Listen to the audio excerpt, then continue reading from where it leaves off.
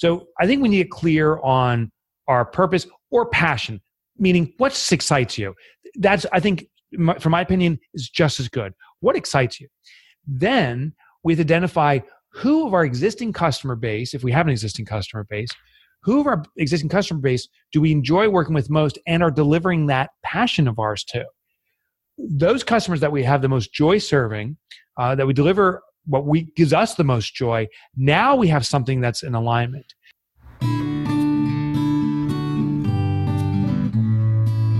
This is the Practice of Therapy podcast with Gordon Brewer.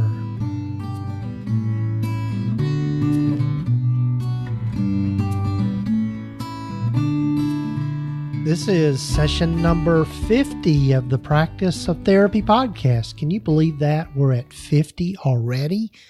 Hello, folks. I'm Gordon Brewer, and I'm so glad you've joined me for the Practice of Therapy podcast.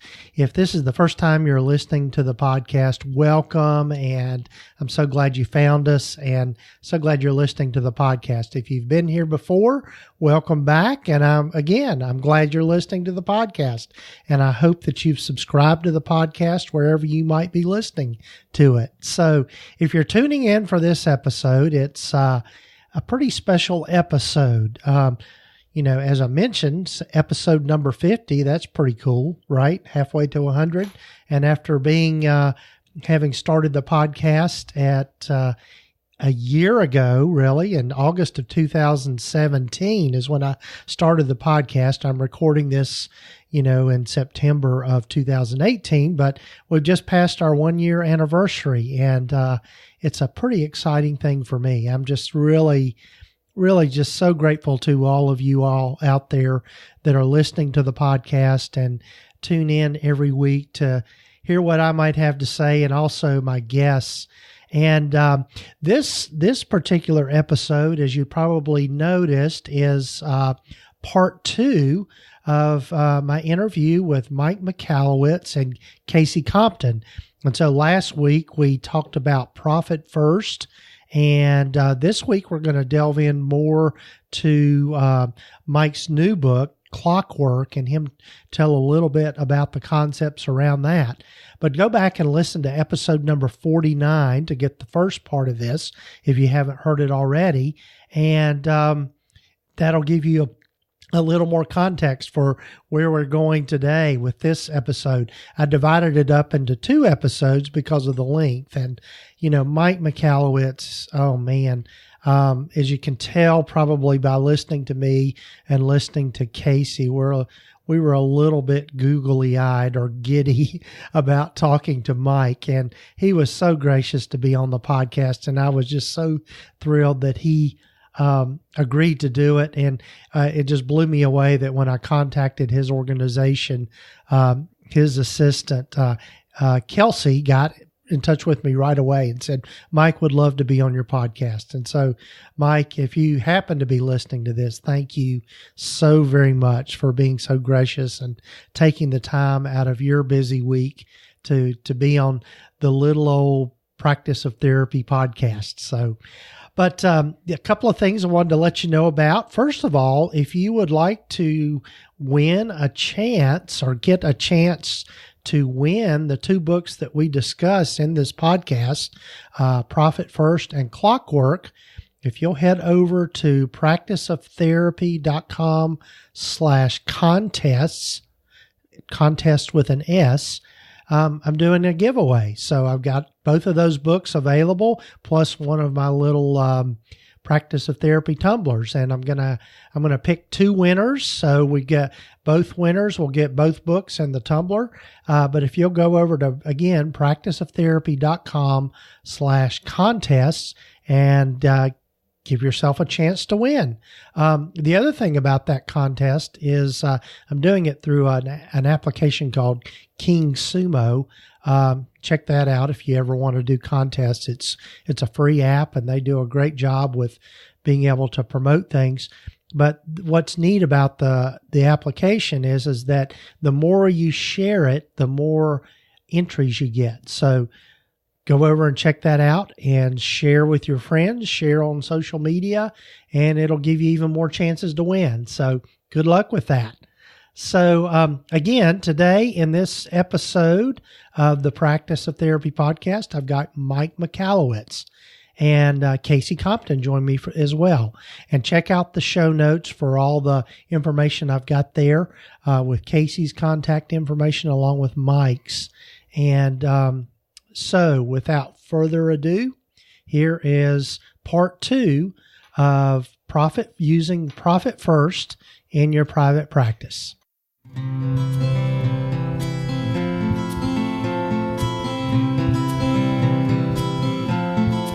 Well, welcome, folks, to the Practice of Therapy podcast. I am so thrilled that this day has finally come. It's kind of like Christmas in a way. And I'm so happy to have my guest today, Mike Michalowicz. And also, I've got as a repeat guest along with this, because I know she's a big fan, is Kasey Compton. But Mike Michalowicz, for those of you that don't know him, I'm going to tell you, you've got to get to know his stuff. He is the author of Profit First, Surge, The Pumpkin Plan, and his newest book is called Clockwork.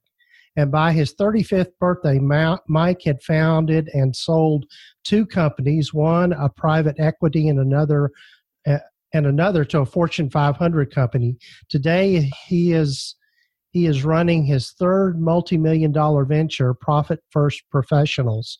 And Mike is also a former small business columnist for the Wall Street Journal and a former business makeover specialist on MSNBC. And over the years, Mike has traveled the globe speaking with thousands of entrepreneurs and is here today to share the best of what he's learned. Mike, so glad you're here. Gordon, thank you. And Kasey, thank you so much for having me. This is an absolute joy to be here. Yes. And and we were chatting before we started the podcast, and it's really true, Mike, that you have made an impact on several hundreds, if not thousands, of mental health professionals that are going into private practice and really trying to learn the business side of things and figure all that out. So just thanks for all that you do and your generosity. Well, thank you. That means the world to me to hear that. Because I think it's such an important service that our community, our world needs, is therapy. And I also realize that so many people go into this space knowledgeable about the profession, but not knowledgeable about the business aspect. So it lightens my heart to hear that my books are being of service. Yeah, great. Right. Yeah. And what I'll do is, of course, in the show notes have links to everything. So for people to connect with all that.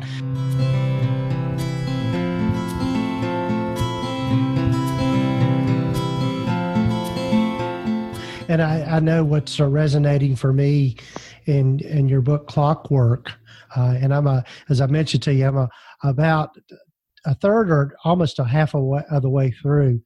And I think a lot of people, especially therapists, we struggle with this of being able to delegate things, thinking that we're the only ones that can do all the stuff. Yeah, right.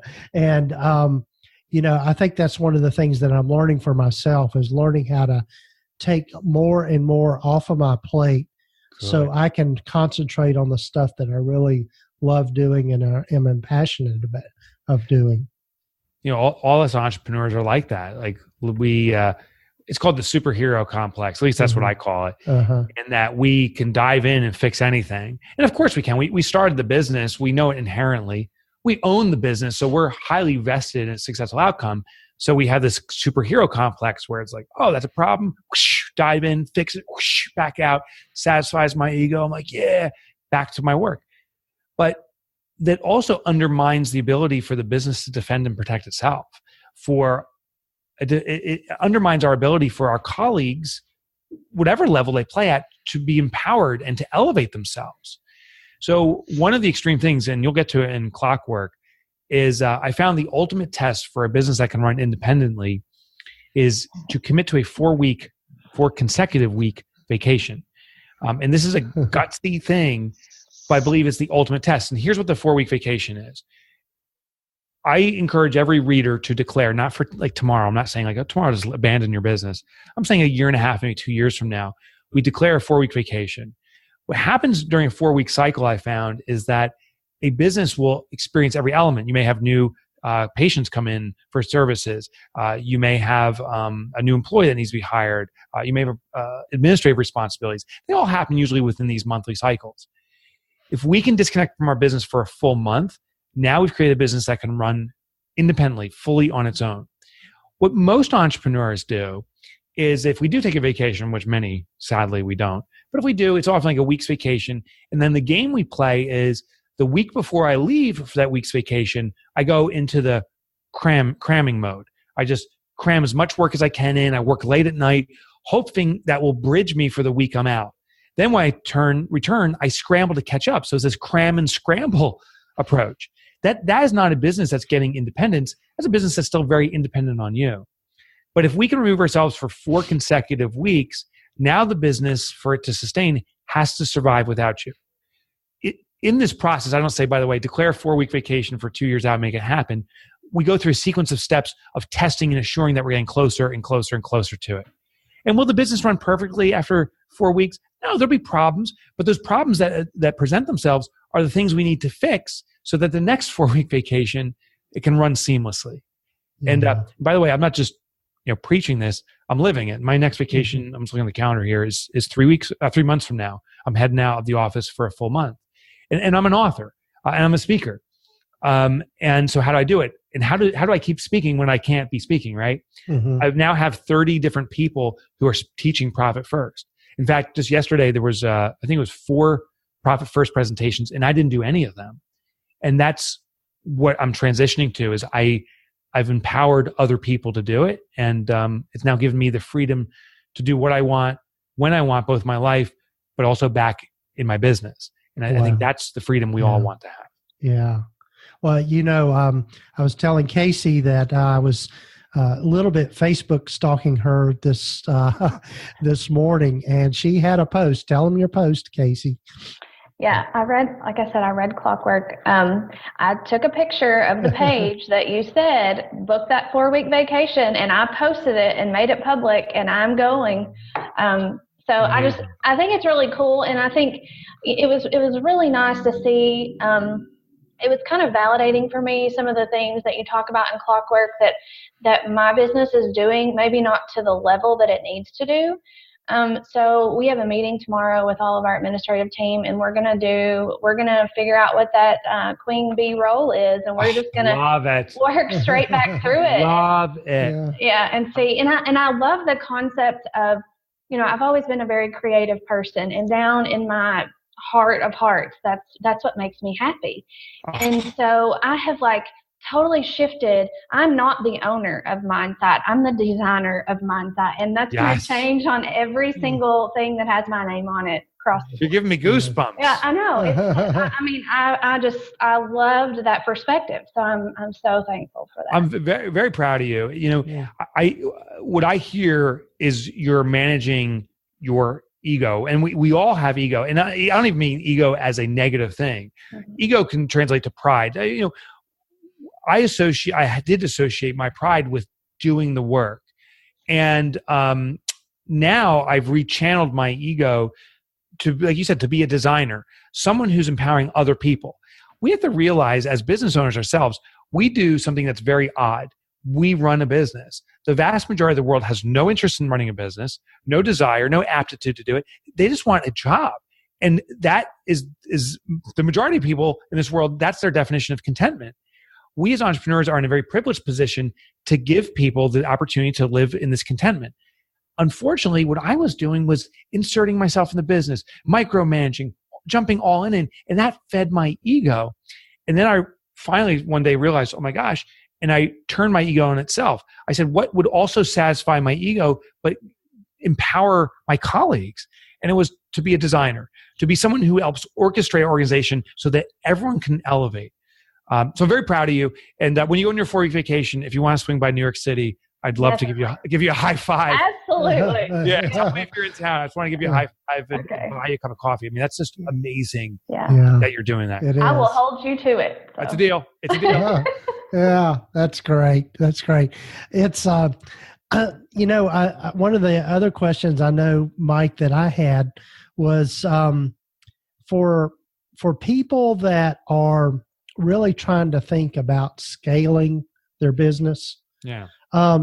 What's in your mind, what's the best approach to that? I mean, I know you hit on a lot of that in Clockwork, but I know one of the things that just to confess with my own business, I realized after reading Profit First and going through your analysis and doing all of that, is that my business is not a bad business or not a bad practice. I'm making money, but I've flatlined.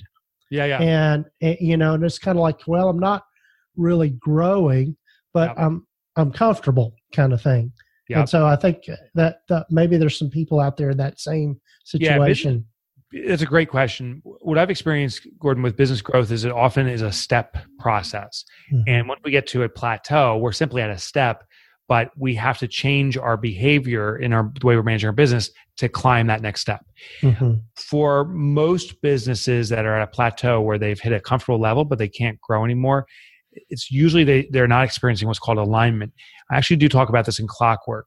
There's another popular phrase out there right now called pivoting. Pivoting is the idea of identifying what your consumers need most and adjusting your offering to match what customers need.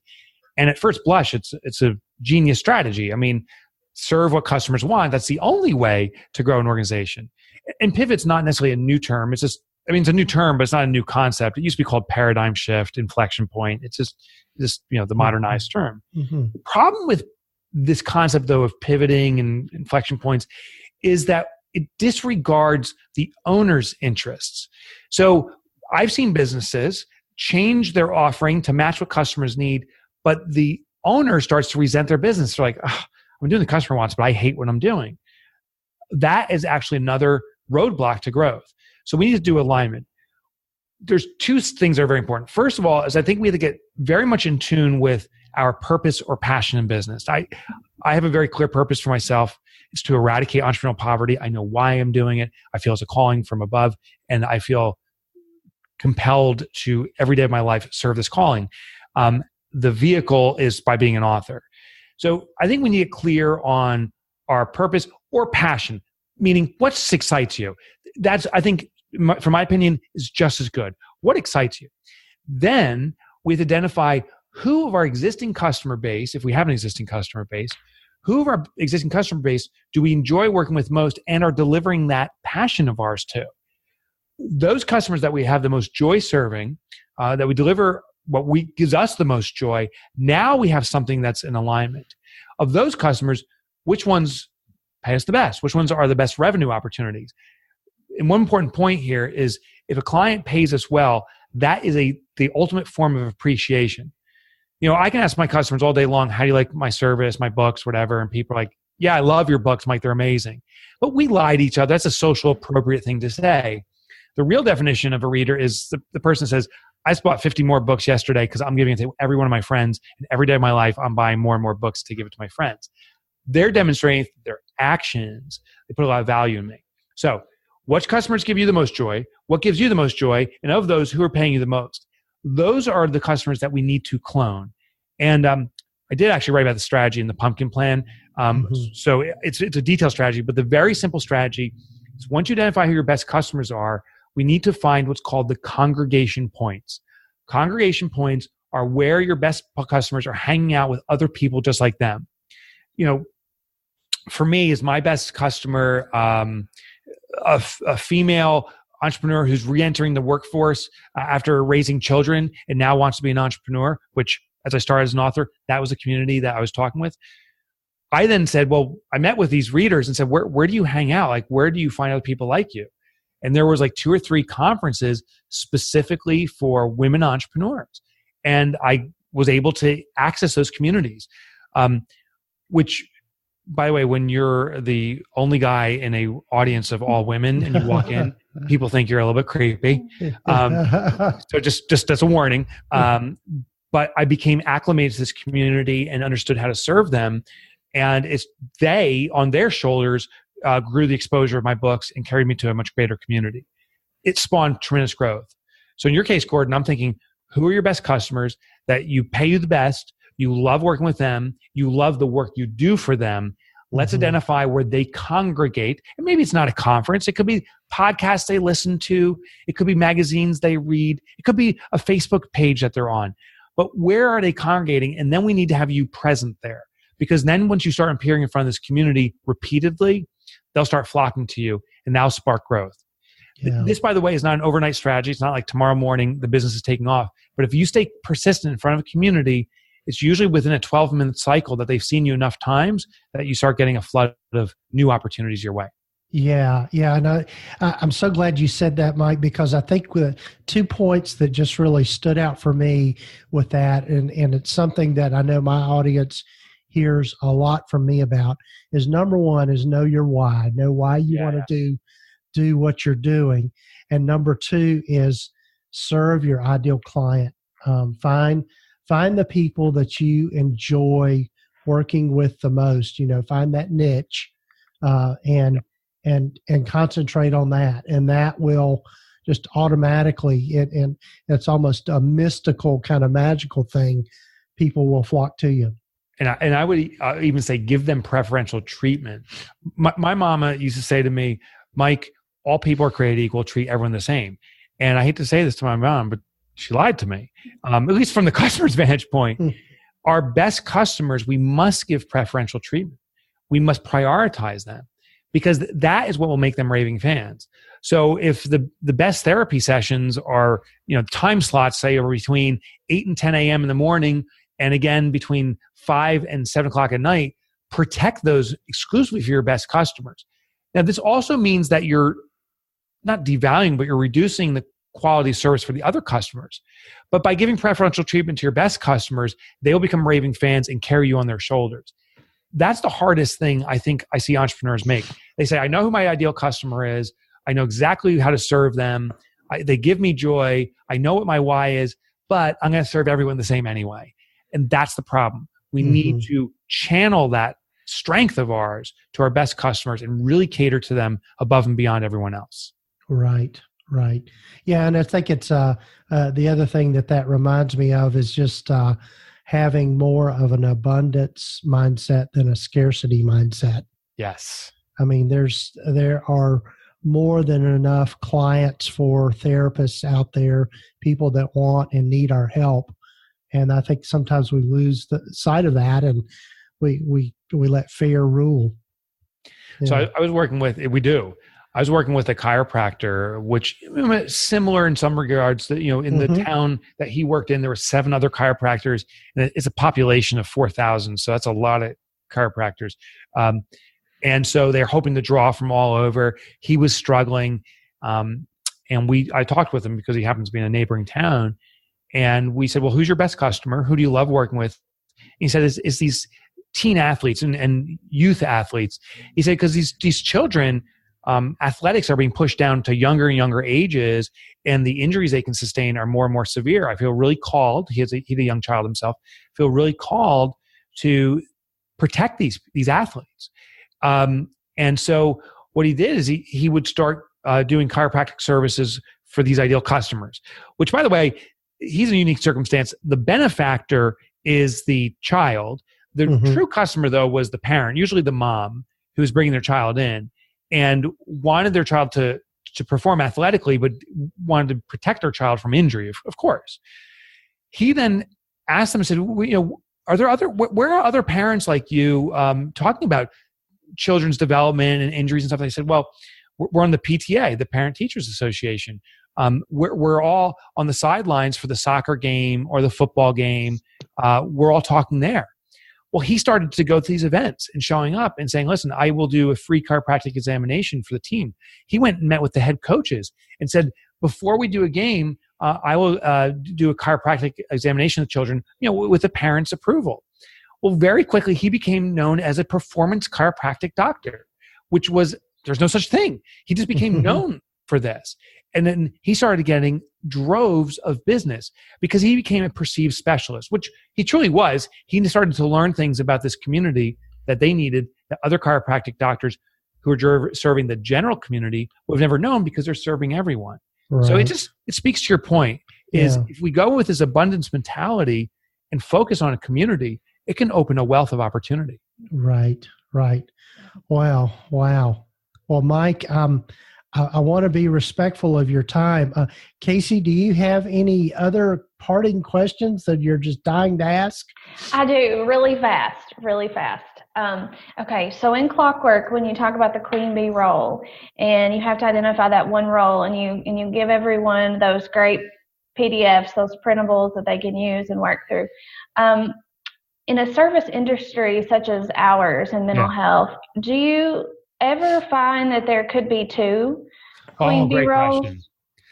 No, I have not found that, and I don't believe it exists. So let me explain, because even the acronym may be throwing some listeners off here. Mm-hmm.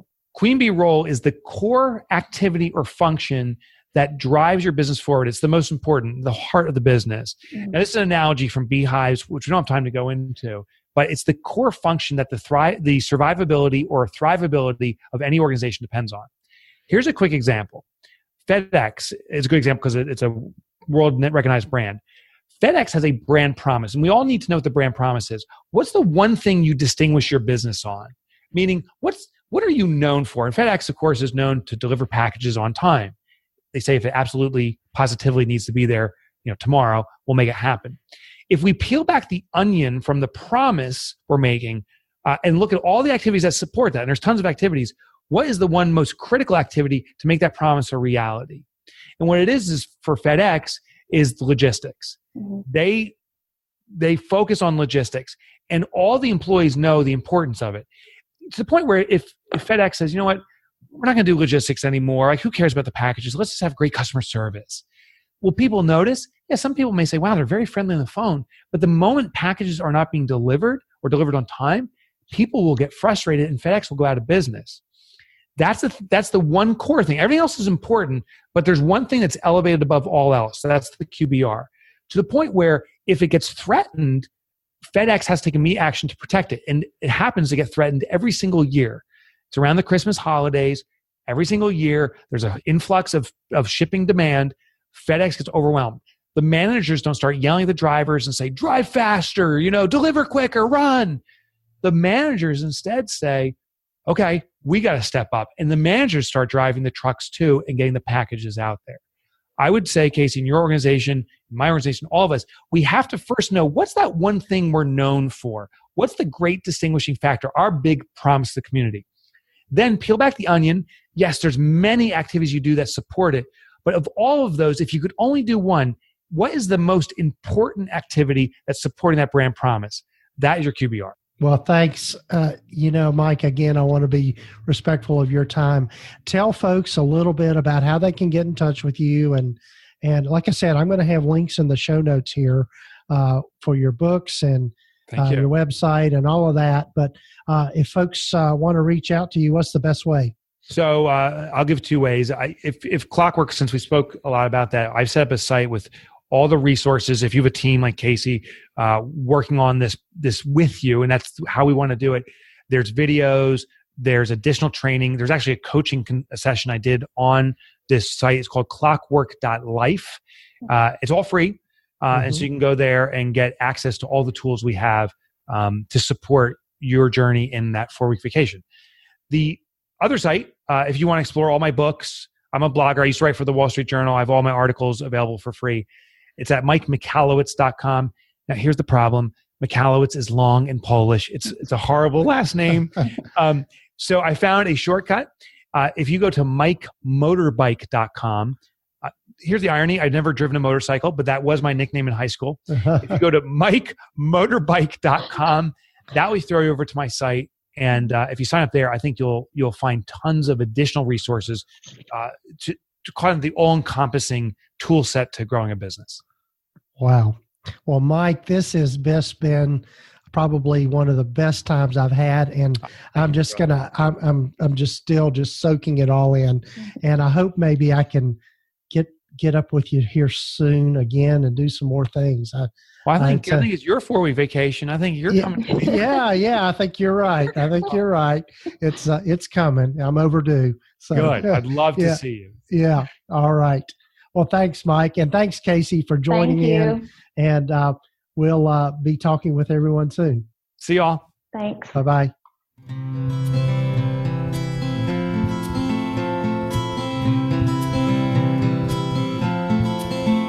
Well, folks, I hope that these last 2 episodes of the Practice of Therapy podcast have just kind of blown your mind a little bit. I know it has for me.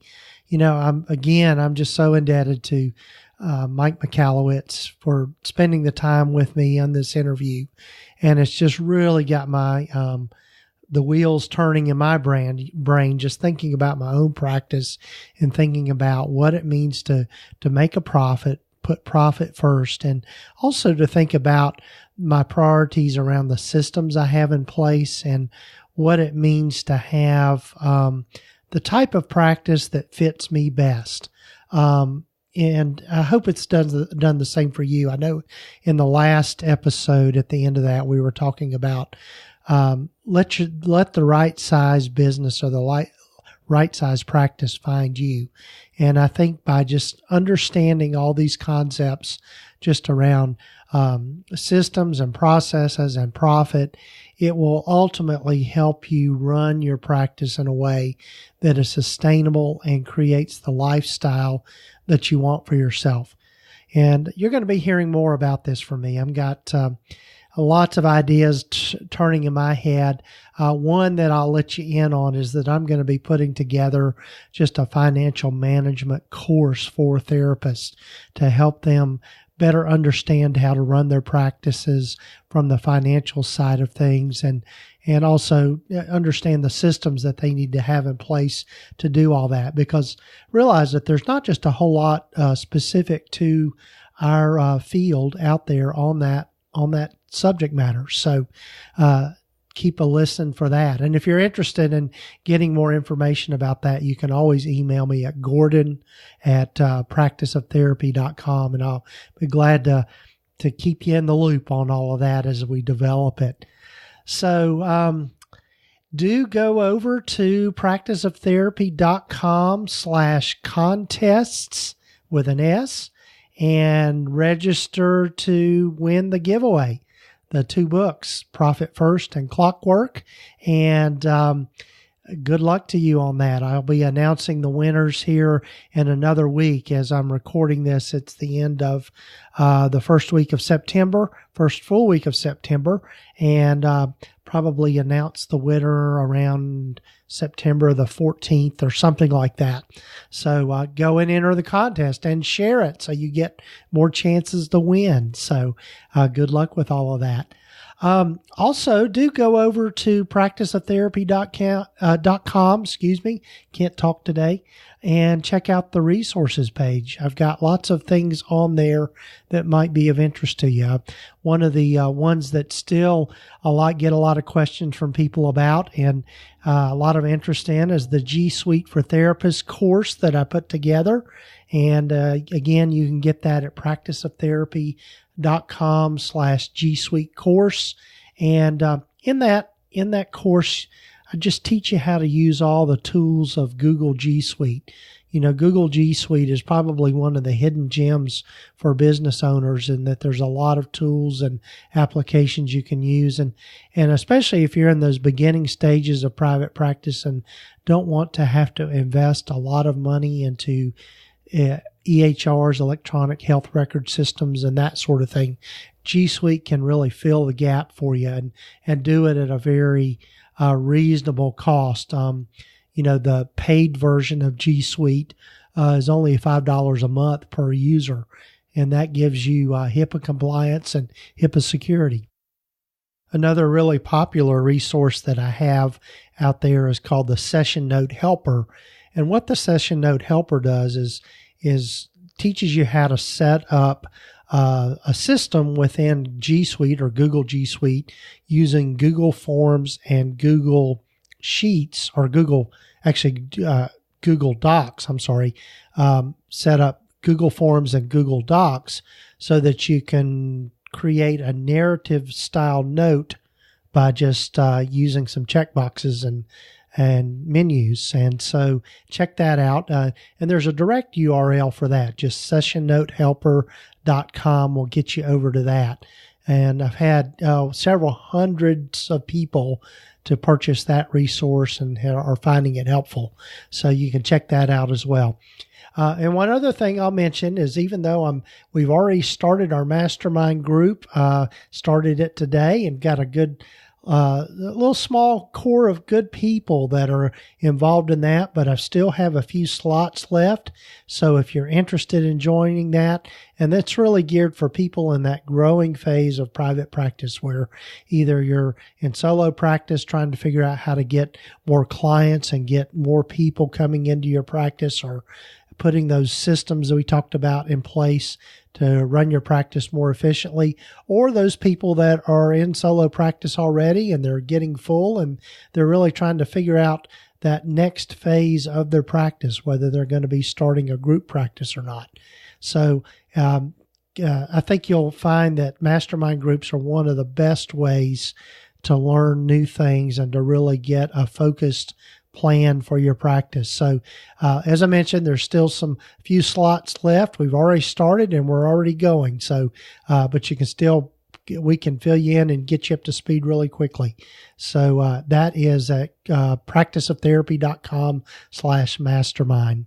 So take care, folks. I've got a lot of fun episodes coming up.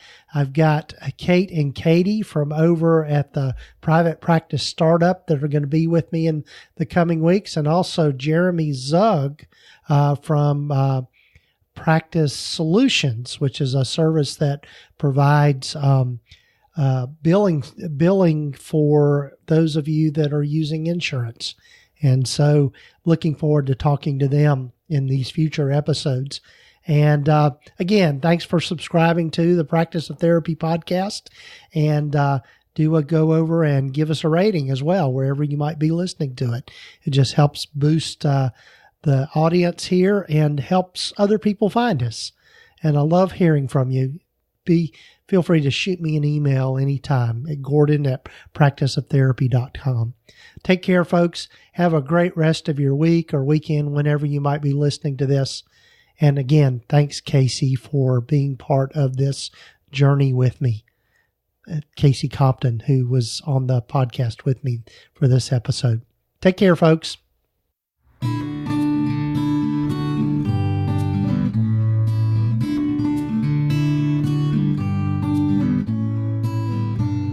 You have been listening to the Practice of Therapy podcast with Gordon Brewer. Please visit us at practiceoftherapy.com for more information, resources, and tools to help you in starting, building, and growing your private practice. If you haven't already, please sign up to receive the free Private Practice Startup Guide at practiceoftherapy.com. The information in this podcast is intended to be accurate and authoritative concerning the subject matter covered. It is given with the understanding that neither the host, guests, or producers are rendering legal, accounting, or clinical advice. If you need a professional, you should find the right person for that.